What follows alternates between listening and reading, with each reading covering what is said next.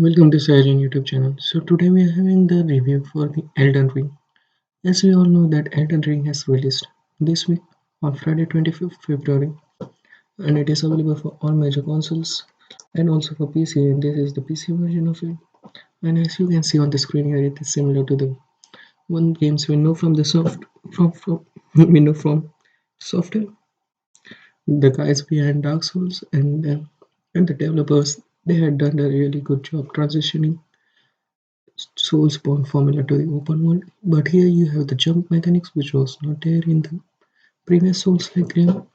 And I know that there are some people who doesn't like the Soul-like formula, like the challenging gameplay and the stories shown through lore. The lore is and the story is told through visuals and through the world building and not through cutscenes most of the time.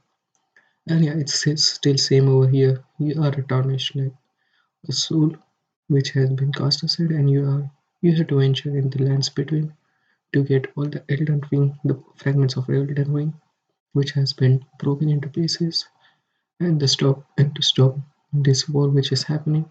And here you have the flexibility of doing what you want to do the most. Like it's an open world game, so you have the ability to do the stealth missions or just go on with the fight. Like you have the option for the encounters which you want. Like if you don't want to do an encounter with people with the enemies over you can just totally ignore it by going in the some opposite direction, or you can just go or kill them. And you are also here for the crafting. Like there are various things you can craft. You also have a horse on your steed.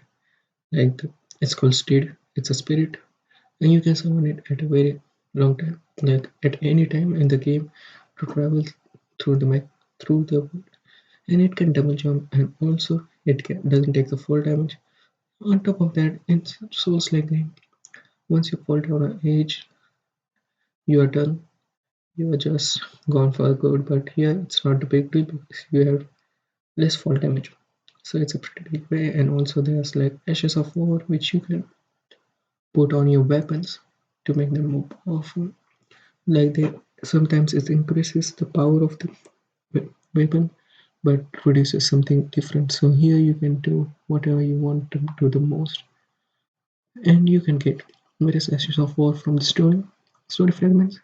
They return you can make your character your own, the place that you want.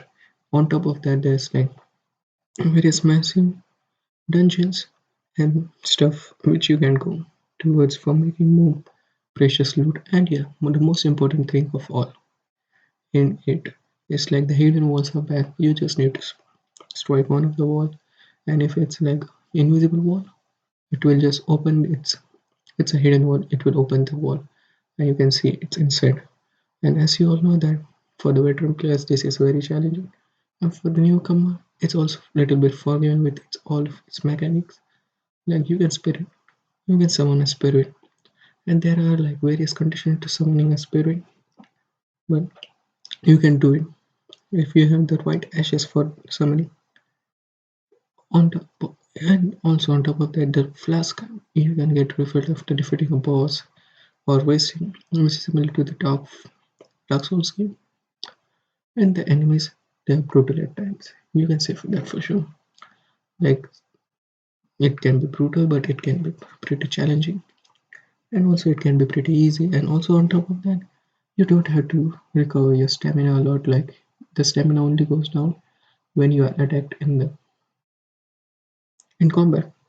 So if you're running, you can sprint all the time, and your stamina will not go down. And it's relatively easy. But for you, I will just tell one thing: the bosses in this game are very brutal. So it's similar to the what we expect from the From softwares, and the world building is too great in this game. Like it is, the lore has been come out with George R. R. Martin, so he's a pretty big name in fantasy. And you had to do more things about the Elden Ring. Like right now, there's some technical issues with frame rates and stuff, like shuttering, but it will be solved in due time, as we know from software updates the game regularly. So You can just look forward to the patches. But overall, this game has been transitioned very well from Sekiro and from Bloodborne and Dark Souls to like an open world Elden Ring game. And yeah, that's all for today. Like, share, and subscribe. Comment your thoughts in the comment section below, and I will meet you in the next one. Peace out.